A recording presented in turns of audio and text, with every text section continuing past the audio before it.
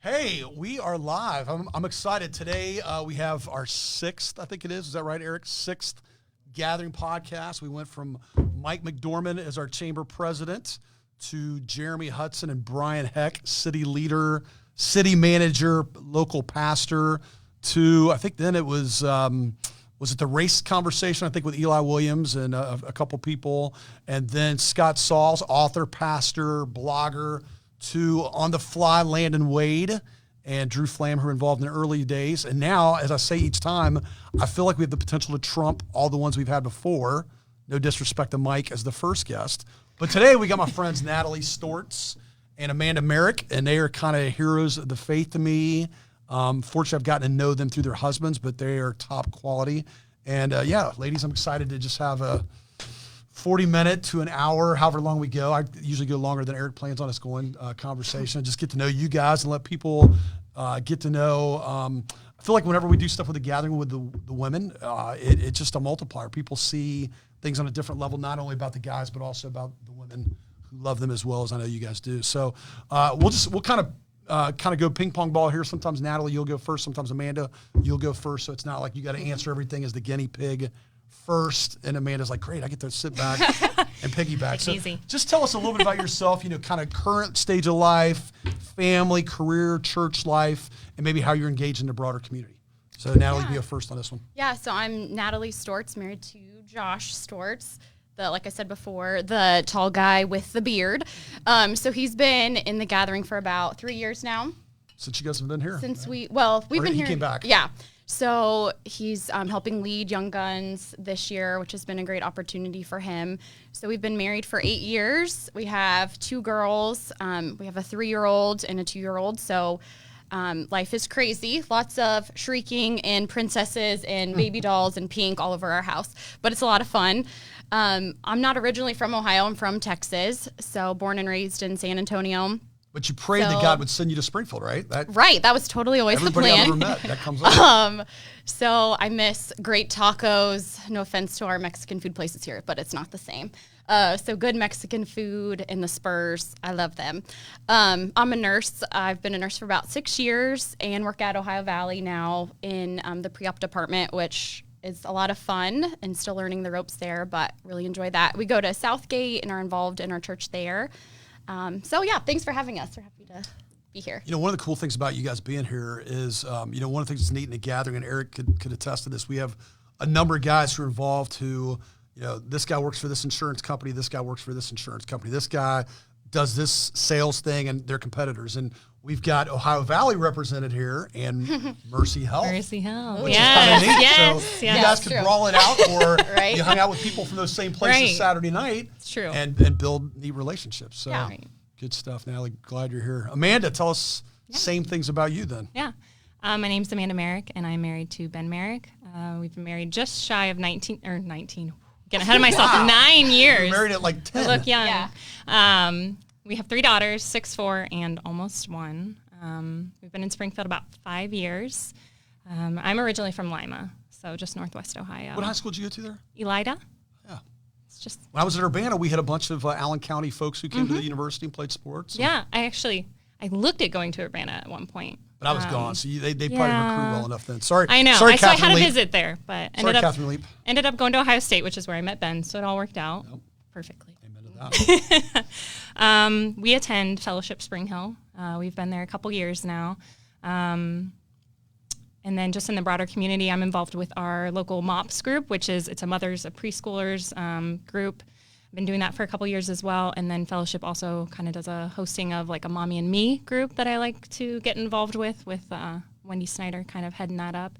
So it's just kind of doing the mom thing all over the place here. See, a key thing I think we'll talk about, and I know some people send us questions to ask you guys as well. I think, a big part of where we'll go is, obviously you guys are giving out, you're serving at home, in the workplace in one case, kids, husband, all these various things, but where's the balance between what you receive, what you give, and all that? So I know it's one of the good things with both you two is I know you're getting in situations where you're receiving, and we'll jump more into that. So it's neat to hear where that's the case for you, Amanda. So Amanda, we'll stay with you. So give kind of the 3 minutes version. I know it's difficult of Yeah. your testimony. So kind of particularly, how did you come to Christ, coming Yeah. to Christ, and a little bit Right. since. I grew up in church at a Baptist church in Lima, Sunday morning, Sunday night, Wednesday night. I accepted Christ as a small child, but pretty much the 20s decade, I really just did my own thing. There was a lot of difficult things that happened that I don't think I had the knowledge, but I didn't have that heart change. So it was easy for me to walk away. Was that an intentional walk away, or was Yes. that more? Okay. Yes. There was just, like I said, there was just some family things that happened that were just really difficult to be a part of, and I just wasn't sure how God could let those things happen, kind of thing. And so that was easy for me to walk away. I was not passive. I was actively mad at God. And so 4 years ago, almost to the day, one of my best friends, her name's Brittany, from home, her husband passed away suddenly, 28. And I remember sitting in the back of that funeral home and just, once again, how can this happen? They had a 6-week-old, Wow. 2-year-old, and I want to say 5-year-old. And it was just really hard to sit there, but she, in that moment really changed my perspective, because she just clung to her faith instead of, she was angry and all these other things, but she was like, there's a plan here. There's something that's going to come of this, and I'm going to ride this out, and it's going to be okay. And I remember sitting, and when the pastor stood there and did the invitation at the funeral service, I prayed like, okay, God, I'm ready. I'm ready to see you work in my life again. Something that day just cracked my heart wide open. What was the age difference there again? How old was she compared to you? We're the same age, so she was 30. And so it took me a year or two of really asking a lot of questions, just starting to get back in church again. And then it was almost like 2 years ago, this month again, that I, in my bathroom, prayed and rededicated my life. And ever since then, it's just been on fire. Like, I'm just like excited and ready. So I told you guys we have sort of a script, but we go off script. Yeah. So going off script, it's interesting that when you were heading into your 20s, church stuff and what you knew made you walk away. Yeah. Now something tough happens and you lean in. Right. What do you think was different? I think that was the first time that I had really witnessed an absolute tragedy, that somebody like really stuck to their guns and was like, no, like God's in this. Somewhere in this, like he's got his hands all over this. There's no accident here. There's no, and that was the first time I really watched somebody, even in their grief and their struggles, really lean into that as well, which like just made the biggest impression on me. And I know she wasn't looking to do that. I mean, she, there's just no way, but she changed my life that So day. you know what's interesting about what you're saying? So I was talking about a book earlier that I read over the weekend, A Greater Story by Sam Collier. And then we talked about it in our locker room right before here. I think we take for granted, like anybody you hear when they come to Christ, almost inevitably there was one person or maybe a few people who watching them live their life made all the difference in the world. Right. So it was Brittany, right? Yes. So Brittany, making a huge difference that way. And I Right. think, we got to remember that. And that's what I appreciate about you two so much, seeing you a bit from afar and then a bit at times up closer. I know where you guys are going to make an impact. Yeah. And I've had the blessing, and I consider it that, to be able to encourage both of you individually and together a little bit, just like what God's doing. And, who are you being Brittany for right now? Right. Who are you going to be Brittany for that you don't even know about? And, Right. especially with COVID, that's something we have a great opportunity to do. Yeah. And I think both of you clearly understand that. Natalie, you got to top that. So sorry. No, Next time I'll let you go first. Well, I grew up going to church, but unfortunately, I was not a believer until I was in college. So it's kind of odd. Like, I believed in God, prayed to God, but did not clearly understand the gospel. I was always kind of confused about salvation and how you are saved, but was still, continued in youth groups and stuff throughout really my whole life. There were just some difficult circumstances that came into my life. I really, to be vulnerable, really struggled with an eating disorder when I was in 9th grade that God thankfully brought me out of, relatively quickly, but I really struggled with just finding identity and self-worth and purpose. And God really used that time just to show me when I was working through all of that of, you have such a greater purpose than being a size 0 or, looking a certain way. And just showing the verse about how he looks at our hearts and doesn't look at the outward appearance like men, like man does. And so just working through that. And then my dad passed away when I was in 10th grade. He had brain cancer. He was diagnosed in February and passed away that June, so it was a really quick decline. So obviously that's hard. We were really close. I was only 16, so it was a really hard year. And I remember feeling also angry with God, also of just my dad was awesome. Why do you take my dad away? There's these deadbeat dads, but my dad and I were so close, and struggling with also just feeling kind of abandoned too. And I went on a retreat with one of my best friends, Lisa. I went on a youth retreat with her, and I remember just feeling this peace come over me of God, obviously not audibly saying anything, but of just hey, you've lost your earthly father, but you have a heavenly father that loves you so much, infinitely more than your dad here on earth even could. And he protects and he provides and he listens and loves you so much. And then when I went to college, I stopped going to church because, again, I don't think I really had a personal faith either. It was just kind of going through these motions. And it was a really dark time. A lot, definitely struggled with depression, getting into the whole partying scene, looking for self-worth and happiness in all the wrong places. And after that year was over, I'm man, I am more lost than I ever was than the start of that semester. Things had just gotten worse. And I felt more lost and more in the dark. And so I was this isn't working. This is not fulfilling. I feel so empty. And so my best friend, Lisa, again, moved up and went to college where I was going to college at University of North Texas. We became roommates and started going to Denton Bible Church.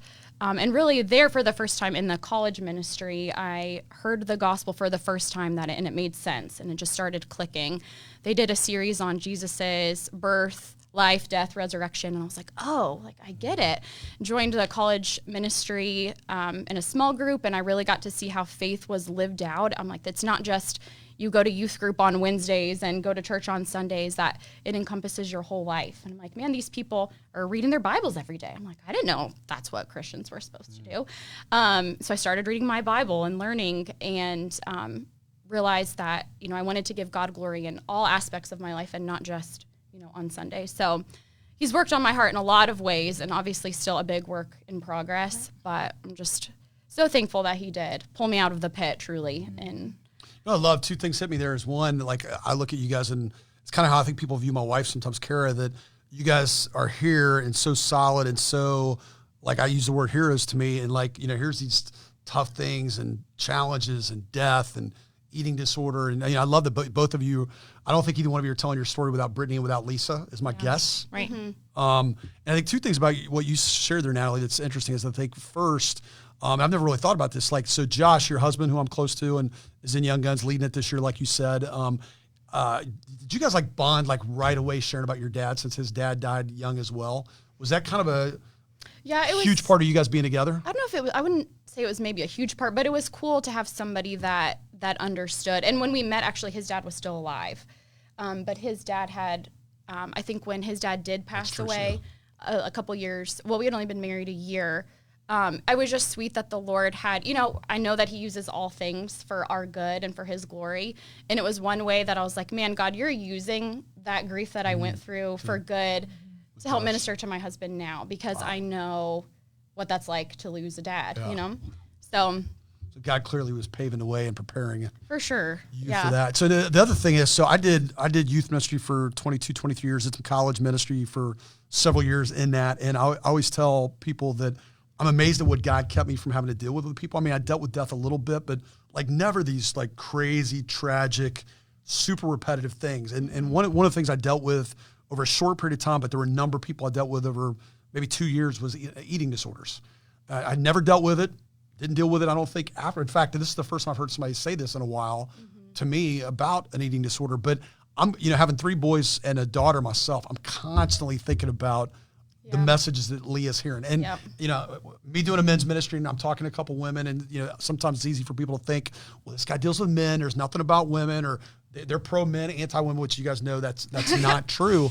No. But that's a concern for me that I have for my daughter that I just don't have to the same degree for my son. So maybe what would you say to women that would see this, peers of yours? You know, I'm sure some of the other Young Guns wives, you know, will watch, or people who, you know, we get people from other states, other places who watch this, thinking of young girls. You know, I think about that with Leah. You guys have more than one. Yeah. Little girls. How do you speak to that? Because you use the word that I love. Identity is everything. Yeah. How do you, and I'd love to hear from both of you, and how do you speak to that, knowing that that was obviously a challenge for you? Yeah. I think that's exactly it, is just being confident in the identity that God's given me. So you have to know what your identity is then. And so learning what that is. And so just focusing on, like, I'm a daughter of the King, you know, like he says that we're treasured. He looks at that, you know, he looks at the heart and not at outward appearances. But yeah, we can get so caught up. I have to be careful. Like, I just got off Instagram. Like, I'll just go through stunts where I'm like, I'm not going to get on for like 6 months, because it's so easy to compare. It's not a holier than thou. It's just dealing with your heart and allowing it to be protected. Yeah. And so I think that, you know, comparison kills contentment. And so, like, if you're looking and comparing yourself to other comparison kills. I didn't come up with that. Eric, I read make that a note somewhere. of that. Comparison kills contentment. So it's true. And so it's like just being careful where, you know, we're supposed to dwell on things that are lovely and pure and perfect. And truly, this world is, you know, like, we're like grass. We're going to wither. We're going to fade.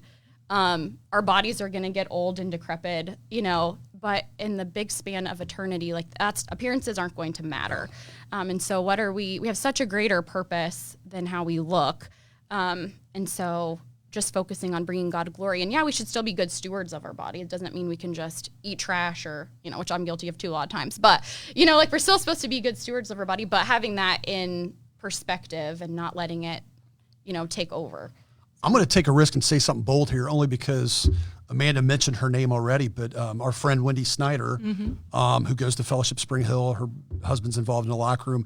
I'll never forget, she said something really key to me years ago when I was doing our college young adult ministry, and we had a night where we were having men talk about purity and talking about, you know, how God intended marriage and the sex life to be, and same for women. So we split up the men into women.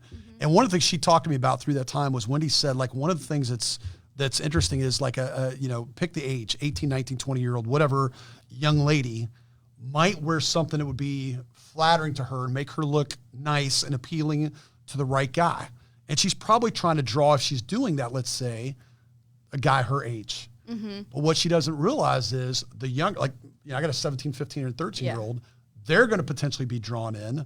The 35-year-old guy, and then it's like, and I remember sharing that night after I'd had that conversation with Wendy at whatever point, that, like, I mean, I read stories all the time about at what point a man started struggling with pornography. Yeah.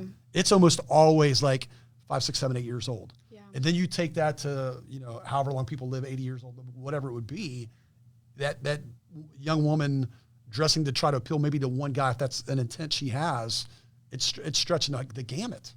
And I just think, you know, I was partly drawn to my wife because she dressed very modestly. Yeah. And I thought, I love that. Like, I heard something cool about that is, it's like, you know, when you're fishing, you use a certain bait to catch a certain type of fish. So I remember doing this women's program, and they talked about, like, if you're dressing a certain way, you're attracting a certain type of guy that you may not want as husband material. So to dress in a way that is modest, and because you want a godly husband who's not, of course, you know, you want to be cute, but, you know, not just dressing still modestly, because that's the kind of guy that you want to attract, and, you know, husband material, you know.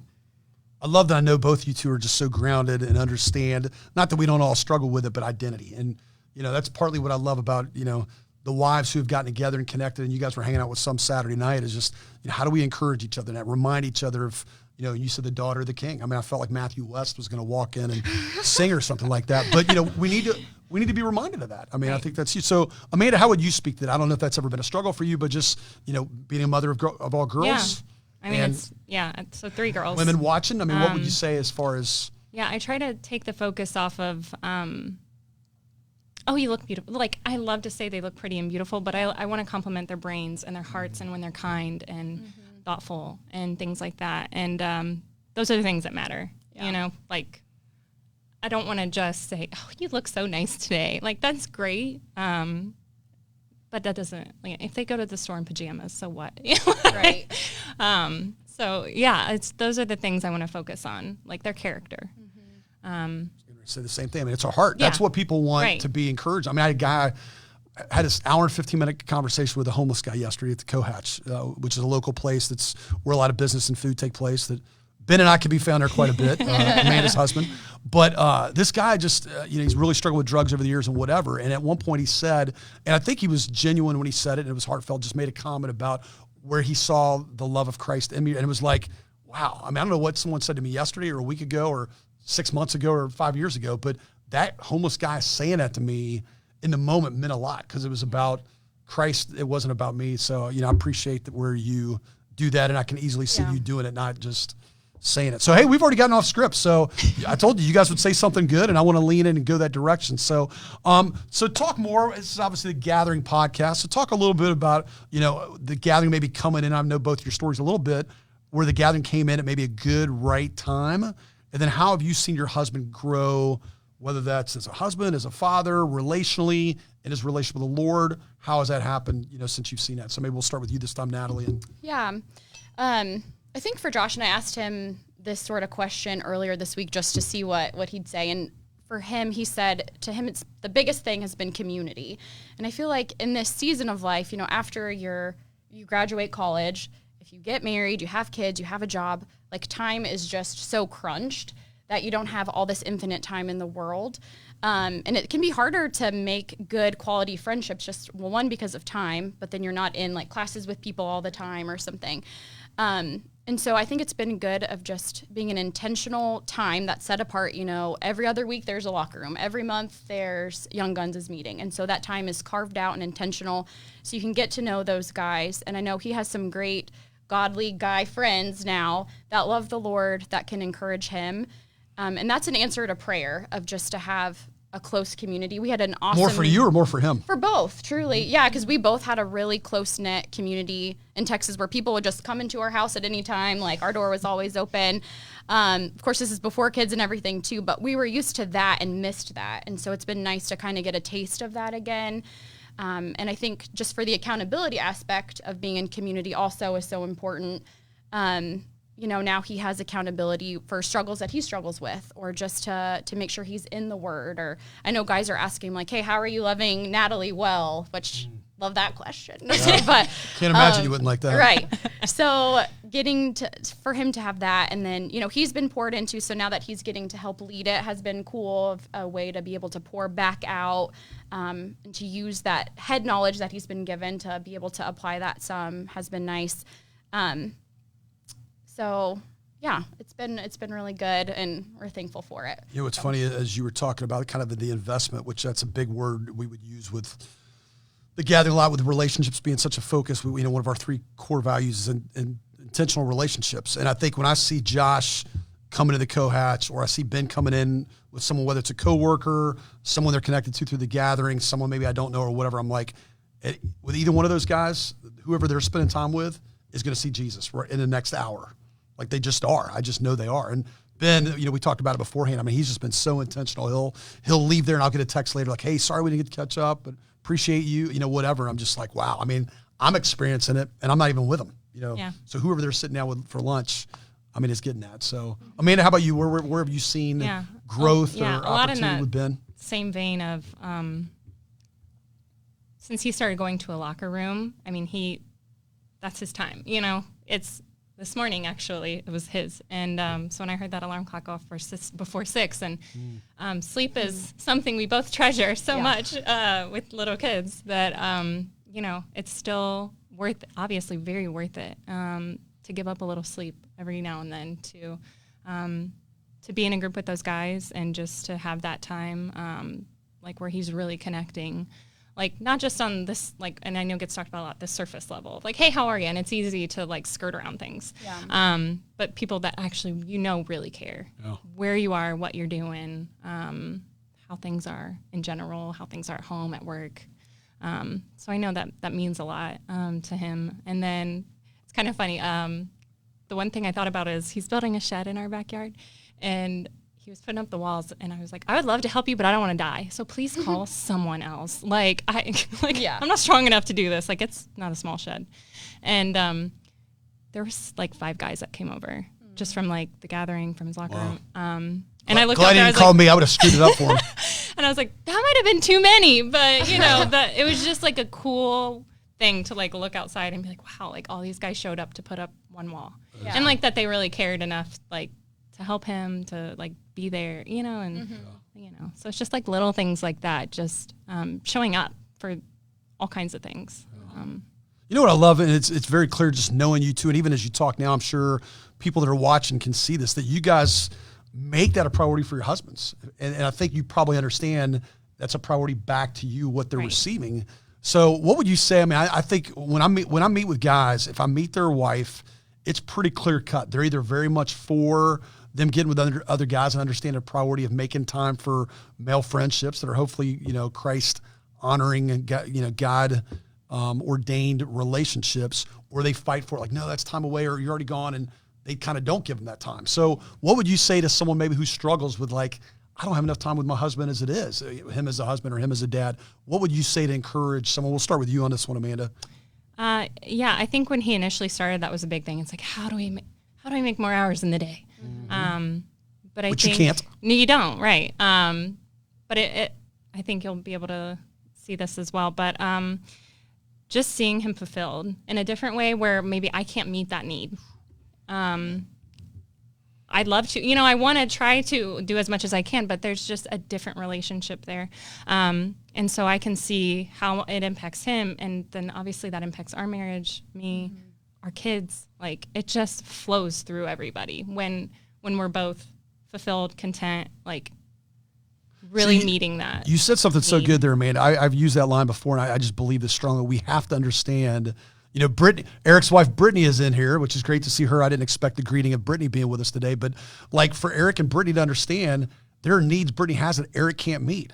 There are needs Eric has that Brittany can't meet. And I think sometimes with marriage, I've done a couple weddings, we don't say that enough. Like, that person will not meet all your needs. Right. You won't meet all their needs. And in fact, I think Paul David Tripp probably gets credit for saying this first, but the ultimate goal of marriage, especially if you're following Jesus, I mean, it's not going to happen really the other way, but is like in the Stort's case, however God is going to make Josh more like Jesus, Natalie's the number one way he's going to do that. And for Natalie to become more like Jesus, Josh is the number one way he's going to do that.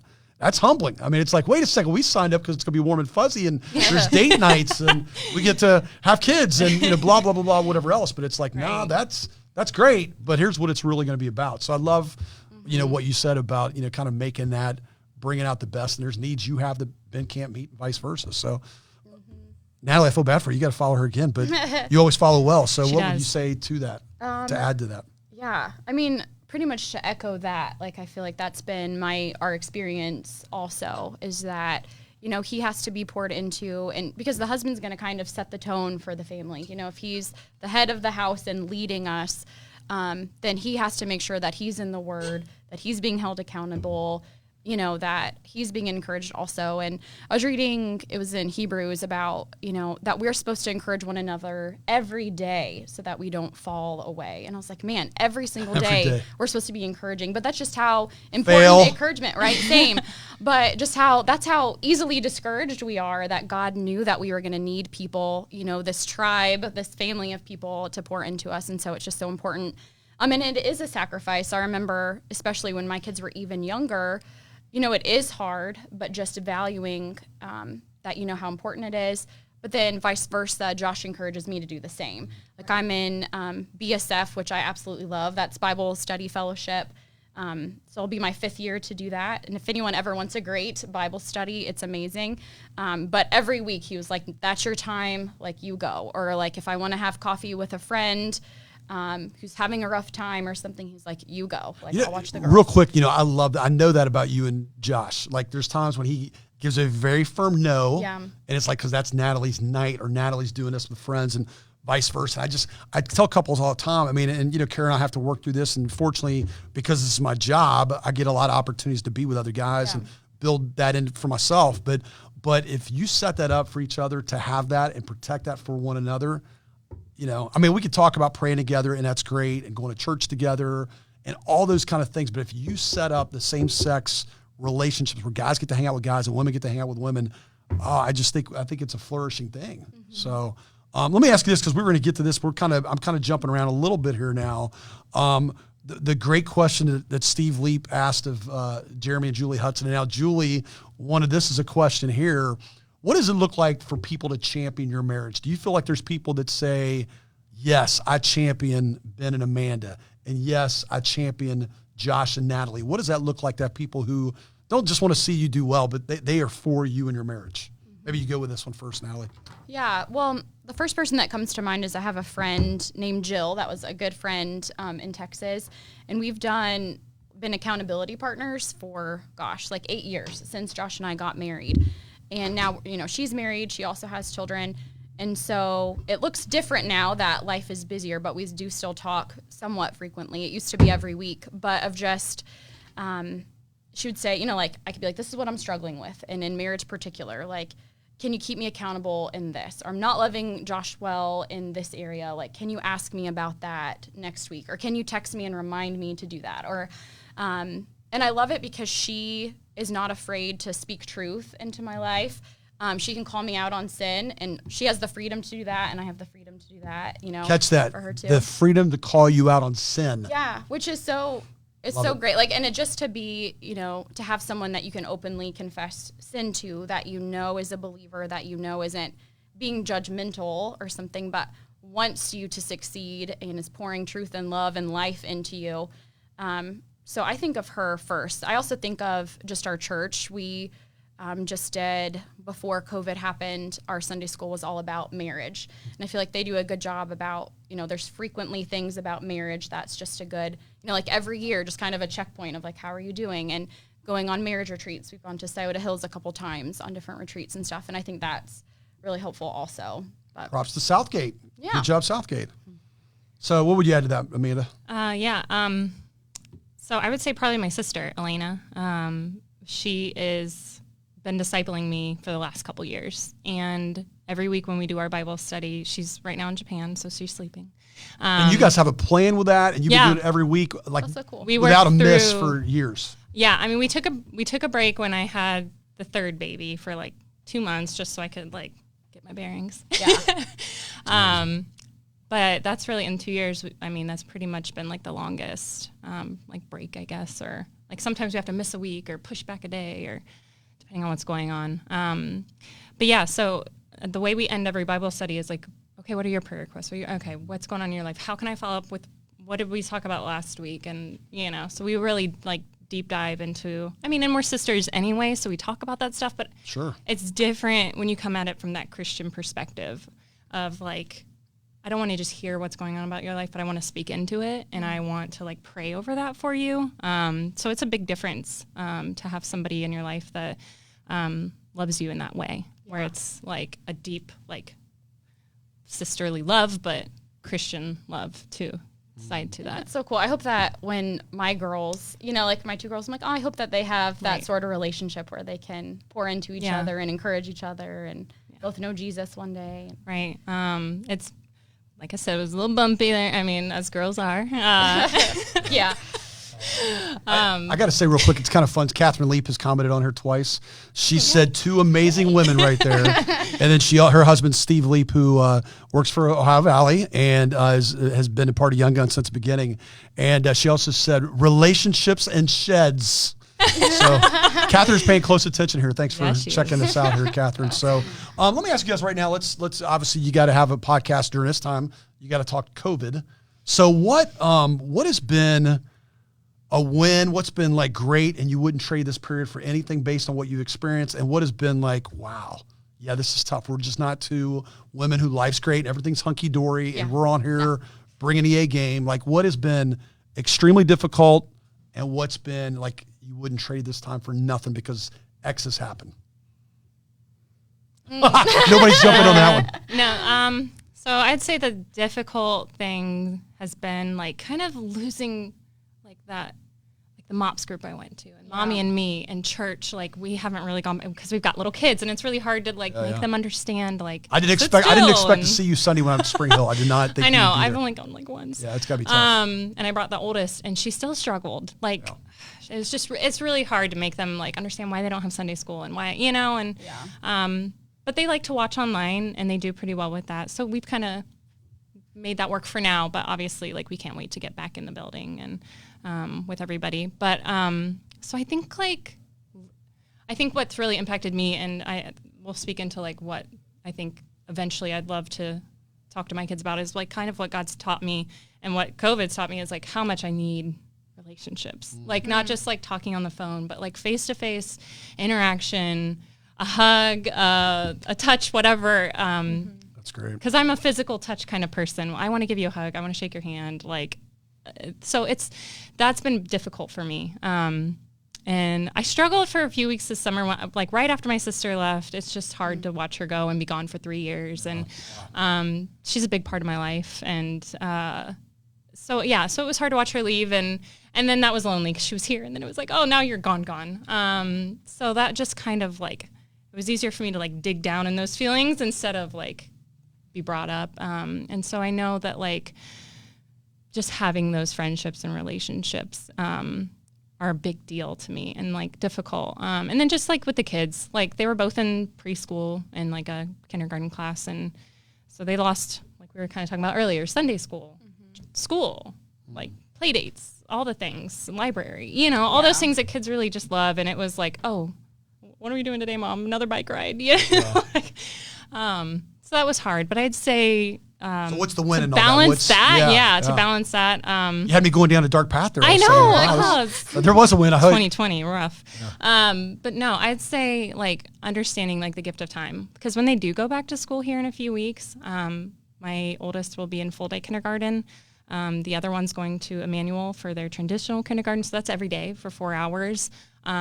So they're going to be out more in the world than with me. And I think I kind of took that for granted for a long time, being a stay-at-home mom this whole time. So I just think like God's given me the gift of time with them. And some days that's a lot of time, but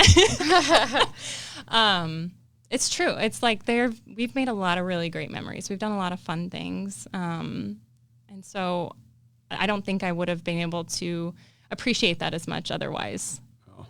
I forgot how she said it best. I was at her conference, the Global Leadership Summit, Thursday and Friday, and Paula Ferris, who I've become a big fan of, who just has a great book out. I think it's called Called Out, about leaving The View and Good Morning America weekend and what that was like. I listened to her podcast. It's great. Yeah, she's good. But she said something like, I forgot how she said it, and it was a way you kind of heard the phrase, but she said it in a way that was a little bit more winsome, something like, we've all been given a present right now of reset. Right. Yeah. There's no doubt about that. We all have. And kind of what are you going to do with it? Like to not use it. I mean, I've talked a lot about, when people use that expression about get all the juice out of the turnip, there's juice in this turnip to be had called COVID. And I don't want to miss any of it. And I just think like, how do we not miss that? So, wow, maybe we'll get Paula. I've thought she'd be a great guest sometime. We're giving love to the Paula Ferris podcast called Journeys of Faith, I think it's called. So maybe that gets her on here or something. But Natalie, how about you? How would you sum up what's been a real challenge versus what's been, you wouldn't trade it for anything? Yeah. Well, before I worked at Ohio Valley, I was the clinical supervisor at a doctor's office, and I've only worked at Ohio Valley for the past 7 weeks. So just being in healthcare during a pandemic, trying to figure out okay, we don't have the PPE we're supposed to have. How are we going to make the masks? I was in charge of ordering, and it's everything's back ordered. And just at first, the unknown of how big of a deal is this going to be? We were getting emails of hey, would you be comfortable going and working at a hospital for a while? And it was just kind of the unknown of how serious this was going to be. What is this going to look like? And then having good friends, in Texas, working at hospitals that are taking care of patients that are dying of COVID, and it is serious and just so sad and heavy. And I think I've just been encouraged of just knowing, verses about how, Romans 8:28, how God works all things for good for those who love him, and, it's going to bring him glory also, and how he doesn't waste any of our suffering, how that produces endurance and perseverance. And so I've just kind of had that perspective of like, God, this is really hard. And it was really stressful and overwhelming sometimes, being in charge of a place. I mean, I was just the clinical supervisor, not like, in charge of the whole office or anything, but it was still stressful at times. Sure. But just knowing that God, just having that reassurance that he wasn't going to waste any of those hardships or any of that stress. But as far as the positives, kind of like with you, just having more time, it's kind of nice just to have things slowed down for a while and like some events be canceled and be like, that event would have been really fun, but it's also nice just to have time with the family and to enjoy. My girls are at such fun ages, and we've really, not on a spiritual note, but it's just been a lot of fun to just explore Springfield, really. Like, I've gone to the Hartman Rock Garden, we've gone to the bike trails, I've gone to all sorts of new parks and the Reservoir Beach, and, like places that we hadn't really explored because we're just like, okay, I guess we're just going to be outside all the time, which I love. I'm from Texas, so this is like summers are totally mild here compared to 100 degrees in San Antonio. So I've just enjoyed getting to explore. And on Saturday mornings, it just kind of become our thing. Like Josh and I just take the girls to some park or some bike ride or something like that. So that's just been a lot of fun to kind of get to know the city better. I think it's kind of like, we will talk about, your grandparents would say, well, when life back in the 1920s or whatever, we didn't have this and you had to walk to the store 2 miles or whatever. I think it's kind of nice that we're getting to experience that in our lifetime. Like I went to a concert, the Rock the Lake concert up in Bellefontaine put on by Shine FM, 1,000 people there. I thought it was more than that, but it was a lot less than usual. But like seeing 4 different artists, 2 of which I just love, a third that I like a lot. And they hadn't done a tour in months. And it was their only show, and they were going back home. Mm-hmm. And those artists, you could tell just were so desperately dying to be there. Like they were back to doing their thing. Yeah. And as receivers of that, me and my buddy Ben went, and our friend Kathy Stauffer, who's a great champion of the gathering, she was there doing her thing and being the MC. And we all said there was just this energy like this hasn't been happening for a while. So we're going back to something that maybe we took for granted.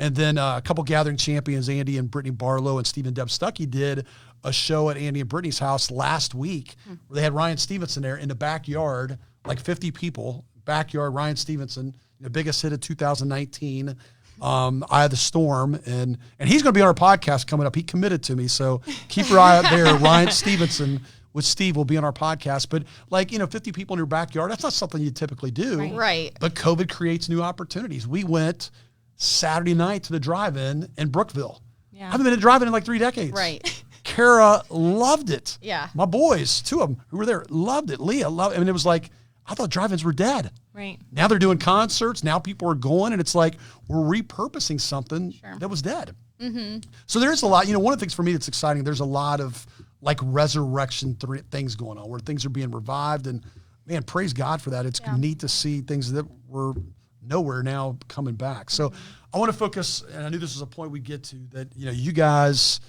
are, if there's any group of people in this world who are at a critical stage, it's young women raising little kids, managing, leading, fixing, building a home, partnering with your husband, being a good wife.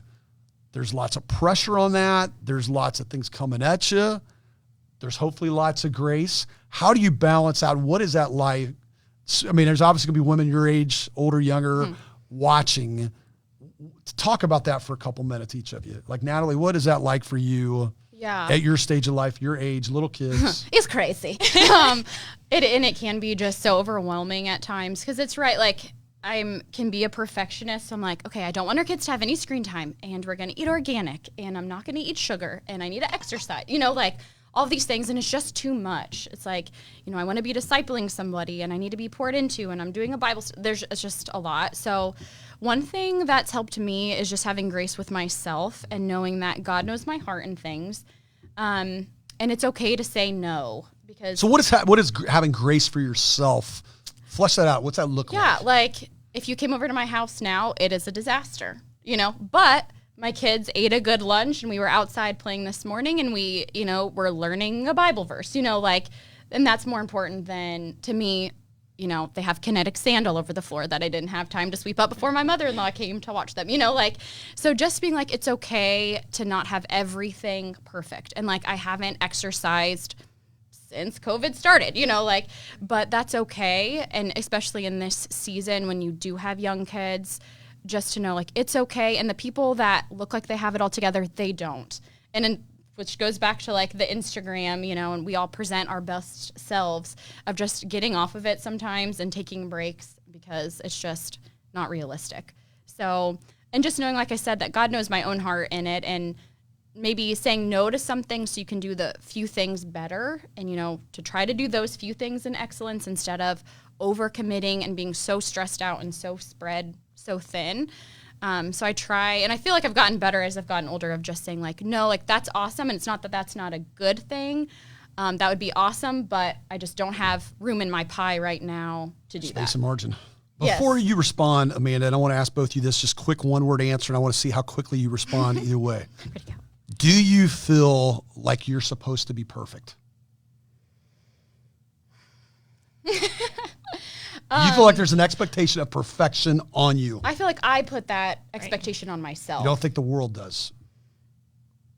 I feel like I'm probably my own harshest critic, but I feel like, people are only presenting their best selves on, social media and stuff. And so it's easy to get into that comparison and to feel like you're failing because everyone seems to have it more together.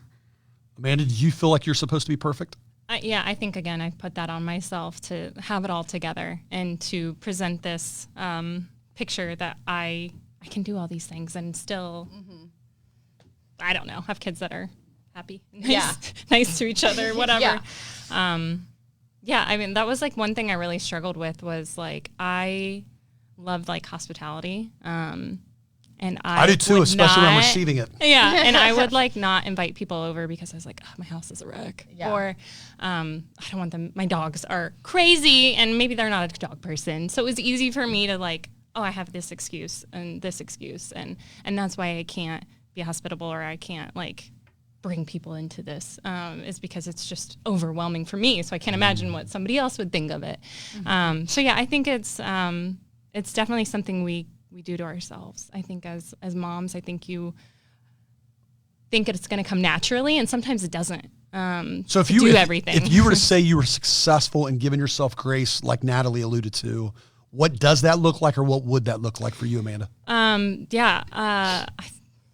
I think I get tightly wound, like, easily, because being a stay-at-home mom, I'm just like, if my house is a mess, that's like my office, And so it's like, that's a good word. If it's a mess, I'm like, oh my gosh, like, straighten up, get cleaned up, And so I put a lot of, like, unneeded pressure.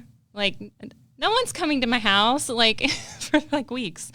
Why do they need to clean up every 2 hours, And so it's just like, but it's like something I do to myself where I feel like I need to have it all together for them to, like, understand that you are respectful of things, or like they've got to learn to do chores, or, and it's like those things will come, and I don't need to, like, push it, or and so having grace with myself is just, like, understanding that it's I need to turn to God and just ask him to give me that patience and give me that strength to just, like, chill most days.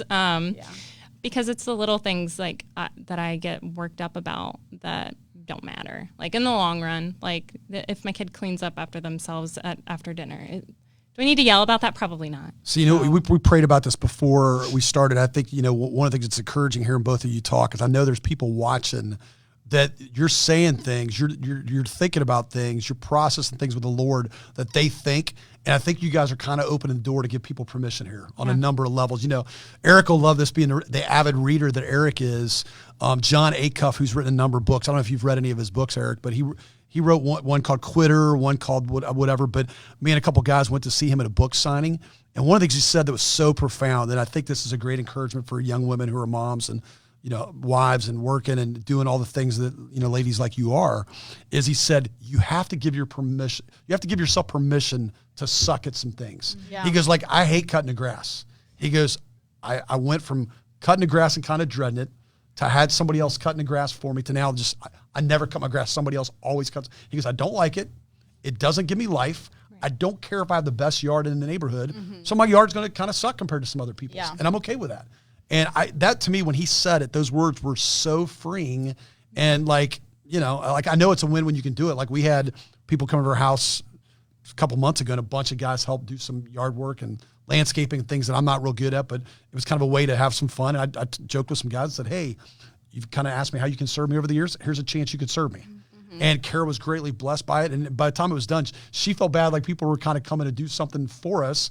But then the fruit of that was that night we're hanging out and we had some people come over a couple times. I had like in 1 week, I think 50 gathering guys came over 3 nights. And I think she was kind of like, wow, okay, it was fun to receive. Yeah. So I appreciate you guys sharing your hearts that way because I know that that's just a reality that I think a lot of women feel that pressure. I think more than men sometimes, like I got to be perfect or my daughter has to be perfect or girls here. I mean, I dread the thought of Leah. You know, I know she's kind of in that stage where she's almost halfway to being 12, and you know she's starting to get in, you know, going through puberty and just figuring out the world and the expectations of people. And I'm like, man, I want to shield her from everything I can because she's got the character stuff, right. She's got the hard stuff. I don't want her to get caught up in, you know, whatever else. So let me ask you this. And I'm wording a question we talked about ahead of time a little different. Like, what would be like maybe a few benchmarks you would want for the Storts house, even right now, to be known for, or the Merrick house? What would you want? Kind of, this is the culture of our home. This is what we're about. And when I say home, I mean that loosely, not literally the 4 walls there. But what are the things you think, you know, you and Josh, you and Ben are laying down as a foundation? Like this is the mark of who we are. I think one thing is just being authentic. Like I don't have time for like fake relationships or where we like present, you know, this different version of ourselves that's not true. So I would just want people to know that like we're authentic and what you get, like what you see is what you get kind of family, and that we don't have it all together, but we can be a beautiful mess, you know, right. And give other people the freedom to feel the same. And then, you know, my prayer for our girls too is just that our marriage would be a picture of the gospel to them, and that, you know, our marriage would never be a stumbling block for them ever accepting Christ. You know, that we would, of course, we argue and have disagreements, but, you know, that we would be quick to forgive one another and be slow to anger and patient, kind, gracious, all of those things, so that our girls can see that, and hopefully the world see that too, that it's being Christian does not mean you have a perfect marriage or never sin again. Like we have our struggles, and but just knowing that because of Jesus, we can forgive each other quickly and move on from that and get better.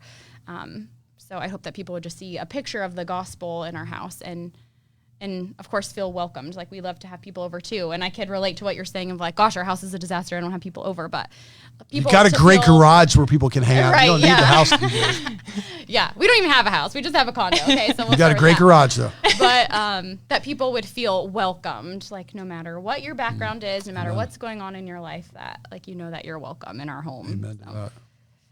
Yeah. I think like, at least with our relationship, I mean, Ben and I balance each other out really well. And I hope people see that, like, that connection. Complimentary, of your best, his weakness, vice versa, whatever, right. to bring out the best in each like, other. He's kind of a man of few words, but when he talks, like, listen, you know? Like, no doubt about that. It's impactful, whatever it is. And so I hope people just find us, like, easy to approach and like able. Goes back to the welcoming thing a little exactly. bit. Yeah. Said a little differently. I like that. Yeah, because I think when we moved to Springfield, we had no idea. We literally knew Jeremy and Julie Hudson, and that was it. Good people to know. And they're amazing people to know. And we live close to them, and we, you know, so it was just kind of funny. But we thought it was going to be like, all right, we'll be here for a few years. Goodbye.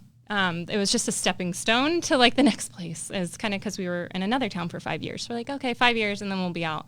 But we've really grown to just love Springfield, just with the connections we've made and everything. And so I hope people see just like that love exuding towards our community and giving back and doing things, just like out with the kids or you know, the resources we have, whether that's our time or like our ability to give or whatever that looks like. That we'll just be like out there like as a good positive force.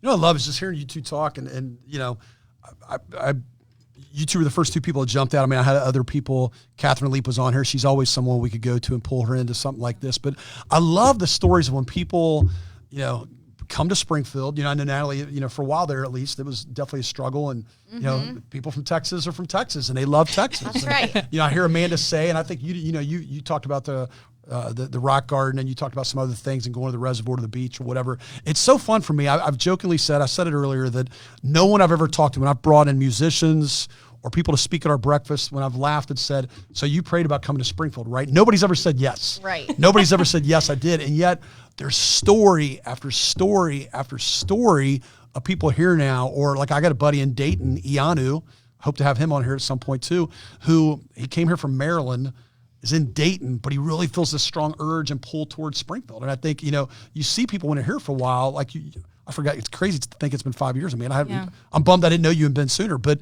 like you have this love for Springfield. It took us a few years to really, because we felt that way. We're like, we were just in another town north of Dayton and we didn't make any lasting connections. So you just check the box. I'm not going to be here long anyway.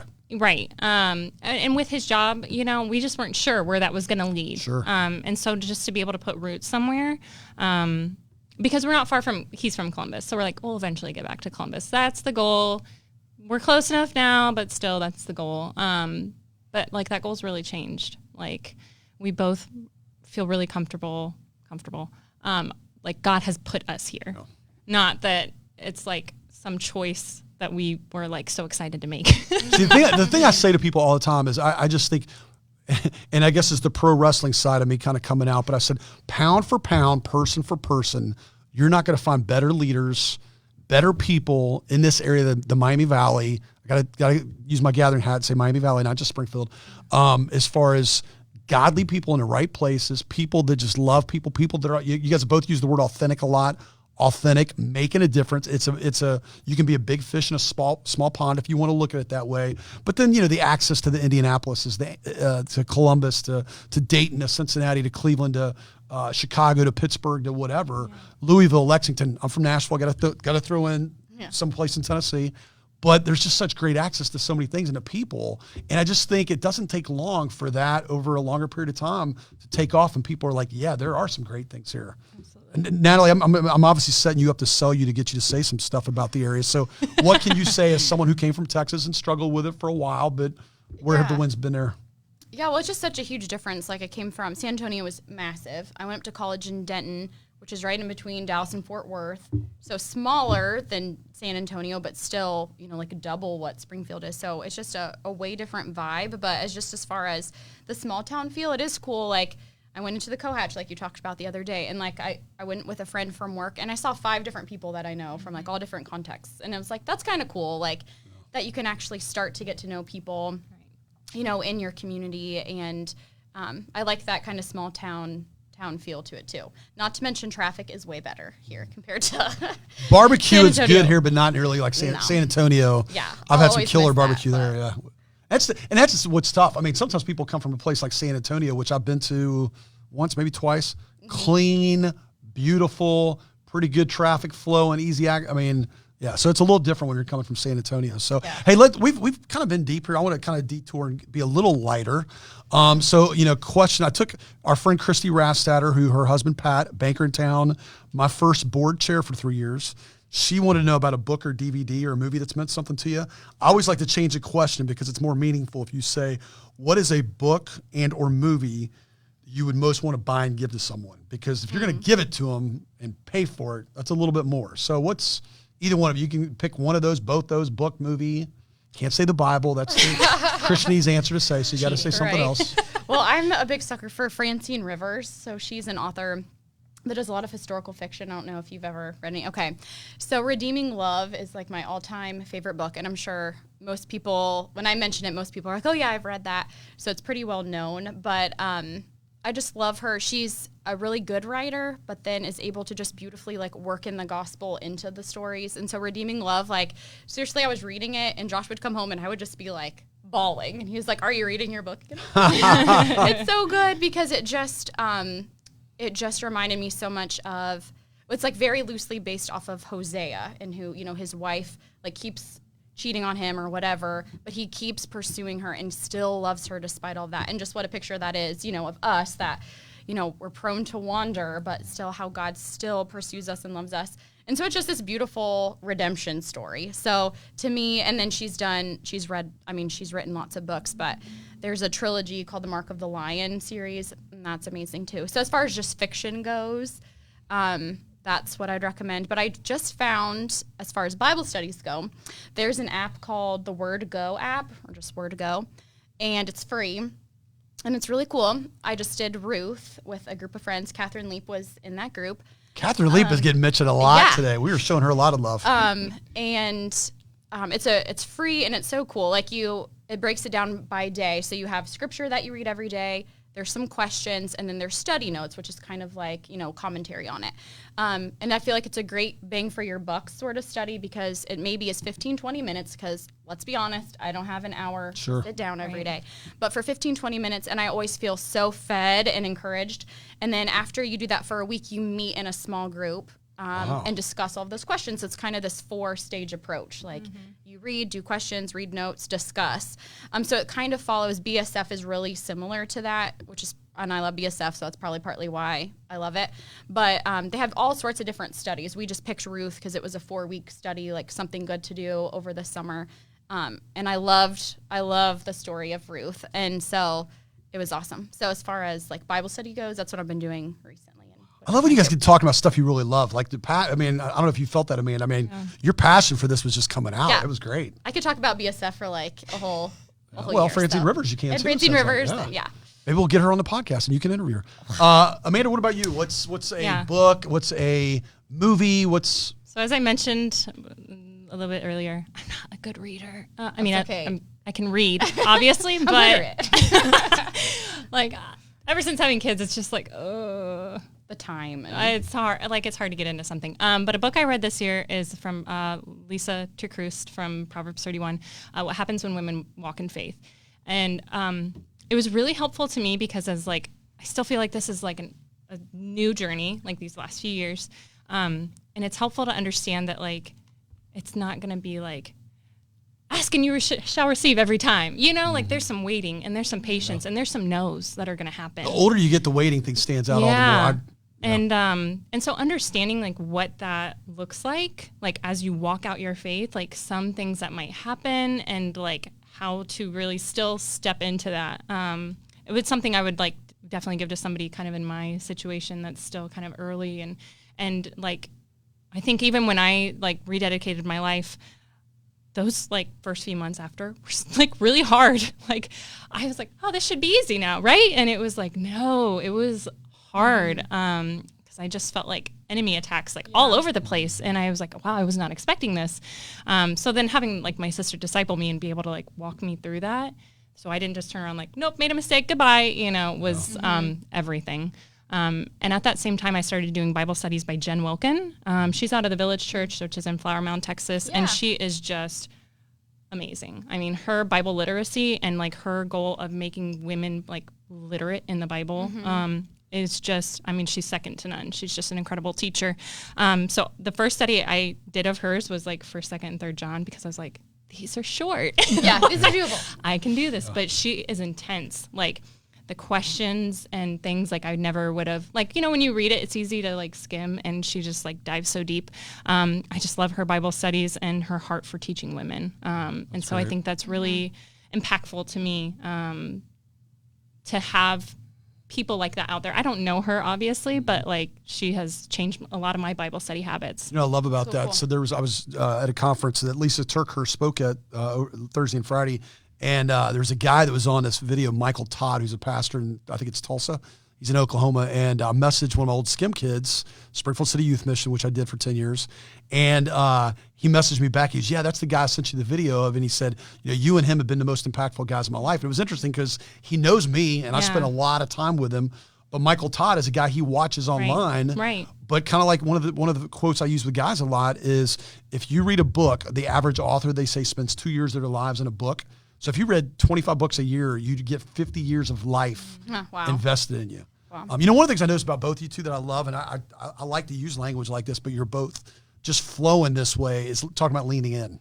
And I think that's what, your husbands have done so well. We mentioned Catherine Leap. Steve Leap's been such a great example of this, of whatever God's doing and whatever opportunity that's there for you, that's a sacrifice by saying yes to this, whatever it is good, and from the Lord, you're saying no to something else and leaning in and doing that and taking advantage of it and saying, all right, this is an opportunity to grow, to win, to connect, to meet other people, to whatever. And I think, Steve Lee, Ben, Josh have done that well, and so do you guys. So kudos. One more. Let's go to another light question, and then we'll finish maybe strong with a couple. I told you 40 minutes. When it's good, we go long. Sorry, Seth, we go long. My friend Rebecca Wade, who's in Louisville now, and her husband was here last time on the podcast. She asked the great question about if you can meet any three people, one who's passed away, one who's influenced you in the present, we'll say you're having lunch with them, and a celebrity. Amanda's got that look like I'm not answering this question. It's too difficult. I know, that's kind of a hard one. Who is... Okay, I'll give you mine. I'll give you mine just to help you out. I'll kill Tom here. One who's passed away, I would either say my grandfather, who was my hero, if it's someone I know, or I'll say Winston Churchill, because I'm a big Winston Churchill fan. In the present, someone who's impacted me in the present. That's always tough because there's so many people I know, but Doug Harris, who was my mentor, did Young Life with him. We don't get to do it nearly enough, so I would say Doug Harris. And then a celebrity. The comical side of me, I'm a huge fan of Larry David, who created Seinfeld and Curb Your Enthusiasm. So it'd be easy to want to say him, but I'll stay. I won't get too spiritual. I'll keep it light and say Larry David. So I think as far as passed away, I'd pick my dad also, just because there's so many questions, like as you get older that you don't think about asking, that I'm just so curious about, and that I would love to be able to ask. For celebrity, I thought of Francine Rivers, because you talked her up. You have to now. I love her. Right. But then what was the third category? Someone who's a celebrity. Present day. Oh, present day. Well, there's another author. Her name's Melanie Schenkel, and she does memoirs, but they're funny. So she's hilarious, but she's from Texas, so I'm like, of course, bias. But she's done one about being a mom. She's done one about being a wife, and she's done one about being a friend. And she's a believer, so it's like all grounded, in the gospel, but it's really light and just funny and just so relatable. And she is just so real. And I think that's why I like it too. She's just so honest about like what she's struggled with, or just, the hilarity of having a newborn baby, and like how ridiculous your life is sometimes, and just like the extremes you go to for your kid to sleep, And so I would love and she's like a person, I'm like, I feel like we'd be good friends. Like, you're from Texas, you're funny. Don't you love those kind of people, the ones you feel like you'd be close to? You read a book and I'm like, I feel like I would be friends with you. So that would be a fun person just to talk to, I think. But all right, Amanda, you've had some time. I know. So I feel like this celebrity one's kind of silly. I'm a huge baseball fan. Bobby Cox. What? I mean, you didn't even go contemporary. I thought you were going to say. That's so when I was growing up, he was, the manager. I love those pictures. I said that one of my favorite baseball players, Greg Maddux. Glavine. Yeah. You can't go wrong with obviously Steve Avery, any of those options. Dang, she knows them I know. all. I'm like, I'm impressed. Like our family was all about the. Are you familiar? Let me see your age here. Are you familiar with Stratomatic baseball? Have you ever heard of that? Mm-mm. It was an old school card game that you play, and you rolled 3 sets of dice. And you'd be fun to play that with because you know your baseball. Yeah. Bobby Cox. Yeah. You would have given me $1 million. I'd never come close to guessing. I know. Well, I'm like thinking of all the Braves. I'm like, Chipper Jones, that would be fun, But I'm like, man, he's like, I don't know, just super Dale cool. Murphy. Well, yeah, like I got Phil Necro's signature once. Oh, wow. So like that was like, I didn't really know him. We're going to pull in it. I know some baseball fans here. There's supposed to be some people who want to see this later to hear who you said in baseball you'd most want to meet with. Yeah, so I don't know. So that would be fun, just to talk like his scope of baseball and just all the years of knowledge and just cool. I don't know, because I think people get bored with baseball easily, but there's like just so much like chessmanship. It's a thinking man's game. Oh, well, why did you make this decision? And so stuff like that would be fun to ask. I feel like for passed away, like kind of, I would say like, so my mom died a few years ago, and like, so just going through motherhood now, it's like, oh, like what would she say about this, or what would she say about that, or she'd probably just like tell me like, well, at least you don't have 5 kids, because I'm one of 5. But yeah, so I just like still like will always like have a lot of questions for her, and but I have an incredible mother-in-law, and so shout out to Stephanie, who is my second mother. That's great. Present day, Natalie Stortz, you're with her. I mean, we do need to get lunch sometime, know, for real. I hope we set that up well. Well, I got to say this: if we have the if we had a more developed podcast, which I know Eric and I are going to work on as far as where it can go to like Spotify and all the various outlets that way, and you do the hashtags or the notes or who you talked about.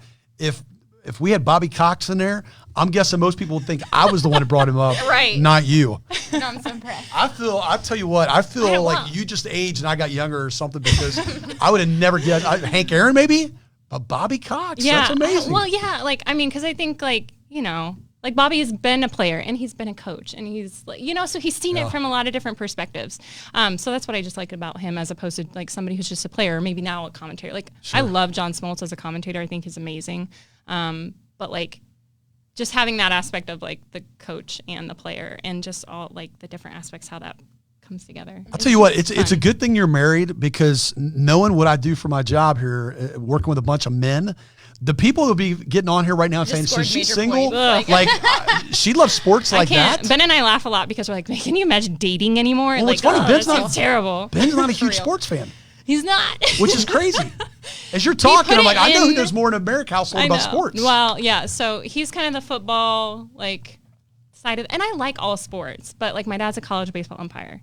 And so like he does like Big Ten, he does like all kinds of stuff. So like that's just like what I grew up with. Yeah. So that's where I lean towards. So my dad really influenced me in that way, just to like the love of the game kind of thing. Well, I'll tell you what, when people watch this later, and I share this like in the Young Guns Facebook Messenger thing and to the wives, I don't know about the wives, the guys are going to make note of some of the stuff you said. I guarantee you they're going to make note. They're going to be like, what? Amanda knew this. So see, I got to say, it's my dad's fault. Well, and I have 3 brothers, so I sat at a lot of baseball games. See, Josh and I talk a lot of trash about the NBA, and the one person I should have mentioned, people know me, know I love this guy, is Ernie Johnson, who does the Inside the NBA on TNT and has to manage Shaquille O'Neal and Charles Barkley and Kenny Smith, and they've got a special needs adult son. So I've always he's just a hero of mine. I'd love to get him as a breakfast speaker someday, but his life, that'll be way too difficult to ever get. But I'll tell you what, no matter what I remember about this podcast now, Bobby Cox. Sorry. Bobby Cox is my takeaway. I was a huge Braves fan as a kid because I loved it. Well, yeah, I'm like TBS too. Like, I mean, they were everywhere. So you couldn't really like avoid it. Because Ted Turner had his hands on. He did. Man, I'm telling you what, I'm like, encyclopedias aren't even around anymore. I'm talking to an encyclopedia about baseball. I mean, just the Braves. Oh. Your energy right now is almost as... I love it. Like, and when baseball came back, Ben was like, I had turned off like cable and I was like, I'm turning it back on. Baseball's back. And he was like, of course, like that's what you turn it back on for. You're almost as energized as Natalie was when you said Jen Wilkin Village Church and she knew Texas. I'm like, she lit up like a Christmas tree right there. Yes. So, well, hey, we probably need to be closing. I knew we'd go way longer. This has been really good. But two points to kind of close on. One is how can people pray for you? I know this is not like confession time and you got to spill to a camera your deepest, darkest stuff or whatever. But knowing some of the topics we've talked about and you as women in this stage of life, whatever, how would you most crave for the people who out there who would say, man, I want to pray for Natalie and Amanda? How would they pray for you? Feel free to be an individual in this too, not corporate. Yeah. I feel like 2 things that come to mind right away is just to love my husband well, which might sound generic, but truly. He is a big dreamer and like visionary personality. Big picture. I know, not Josh. Shocker. But I'm very like detail oriented. I want to know the 27 steps it takes to get to this big dream. So for me not to be discouraging, but to be a good helpmate by being encouraging, by loving him well, even though that is not my personality, but to encourage him. So that would be a big thing. And then really just on a personal note of just like my health. So not that I'm like terribly sickly, but I do have some autoimmune issues going on. So just prayer for just wisdom and directions of treatment for all that. And just that truly that I just feel better. I just struggle a lot with like fatigue. Well, especially in your line of work, that's a challenge. Yeah. We're busy moms. You're running around after toddlers all the time. And so, there's mornings I'm like, God, you're going to have to like give me strength in all ways, physically included, like to get through today. So just for direction and treatment for that, and ultimately like for healing of that too. And just quick side note, in that word go study, In Ruth, it also, we read Psalm 103 as part of that too. And one of the questions was like, what verse sticks out the most to you in this? And one of the verses was how he heals all diseases. And I was like, well, God, I know that like there's people that die of cancer, that have MS or ALS, or there's all these diseases that aren't healed. And he might choose to heal me like in this life, you know, on this side of eternity. But just what the encouragement it is that one day we will be, though, you know, Absolutely. like there will be a day where there's no more pandemics or infertility or diseases or death or despair anymore. Like it was just so encouraging being reminded, like that's a promise. Like one day, like I will be made whole and new again, and just excited about that. Amen. So anyway, tangent, but That's good stuff. Amanda, how can people pray for you? Yeah, similarly, I feel like just being supportive of Ben and, like, you know, as a stay-at-home mom, like, I go out and, like, speak to adults a lot, so this is really great. Yeah. And so I think sometimes he gets home and I'm just like, ah! like in his face about stuff. But just really turning that around and being supportive of him and kind of the load he takes is, like, being the provider for us. I think I can easily forget what that must feel like. Obviously, I don't know, but like just trying to imagine that has to be difficult. So just being supportive of him. And then as like the school year is ramping up, like I'm having a lot of anxiety about it. Just like letting my babies go and like Sure. not even just the pandemic, but just being influenced by somebody other than me, like where I kind of control their day and like, you know, so that's a big change for us. Sure. So really to just be trusting God and his plan for them and how much more he loves my kids than I can even fathom, is something that I've been really trying to like put my focus into, but definitely something I need prayer and encouragement in. Wow. That's good stuff. I hear you guys talking. It's interesting. I think, you know, if someone only saw the end of this, they would listen to this podcast potentially and think, well, that's great. So the gathering's teaching these wives to be really good about wanting to love their husbands well. Is that coming back? And that's one of the things that I can, as you talk, feel very confident that one of the things we talk about, and it's definitely happening in Young Guns, you know, most locker rooms, I know that's going to happen over time as well, that there are definitely questions being asked, as you alluded to earlier, Natalie, about loving your wife well and how are you doing that? And you know, what does it look like when you screw up or whatever? So I appreciate you guys sharing that because that means a lot to me as a guy, and, you know, certainly would desire and want that for Kara, and hopefully that's stuff she's saying as well. But I know that that's coming this way towards you guys, especially with the guys, you know, that are involved in you guys' lives. I think of like, you know, Zach Raines, who was one of the people you guys hung out with the other night, and just that locker room on Wednesday mornings. Gosh, they had 11 of the guys. There's 11 guys in there, and I think 7 of them dealt with a close family member's death over 2 months, several months ago.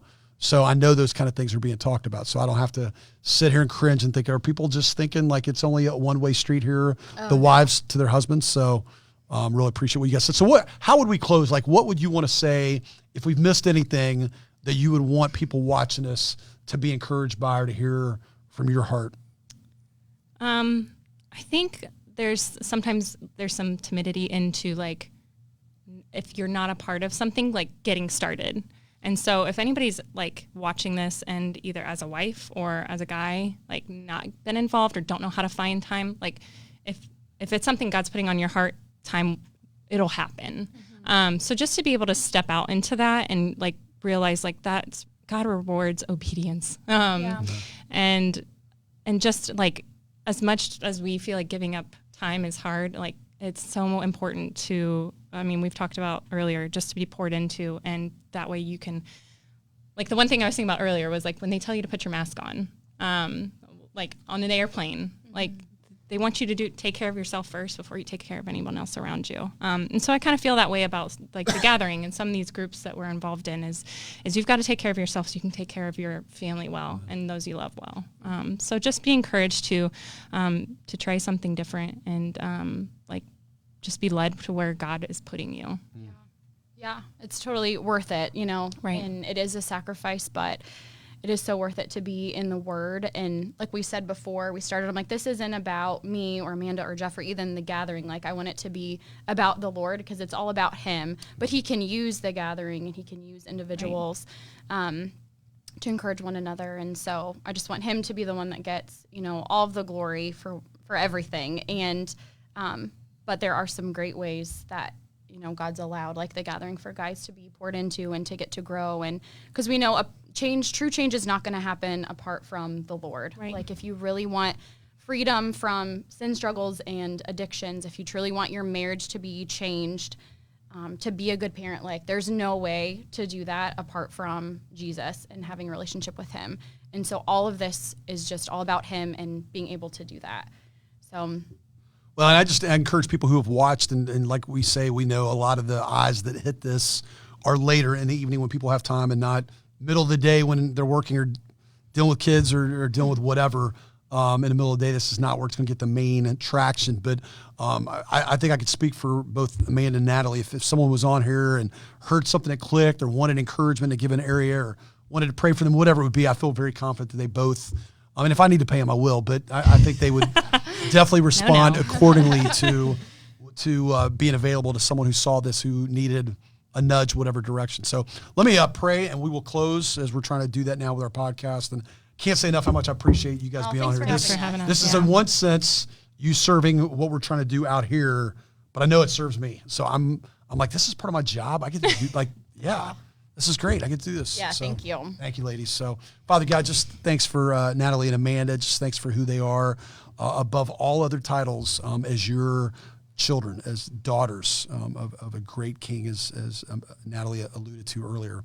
And just pray that you would meet every need they have, every physical need, every emotional need, every spiritual need, every financial need, just in every way, Lord, touch them by your Spirit in every way, that they would know your goodness, they would know your presence, they would know and taste and experience in whatever way we're able to your glory, and just provide. I just thank you for the Britneys and the Lisas and the various names we heard of people who impacted their lives, and family members and their husbands. And it's just fun to hear how people come to know you and that one key person or multiple who played a pivotal part. And I just thank you that, as I read the other day, that when our story connects with your story, God, it's a greater story. And I know you're writing a much greater story in both Amanda and Natalie's lives and than what they even see. And you're just partway through. This is not even close to being a finished book, and we thank you for that. Just pray that this would have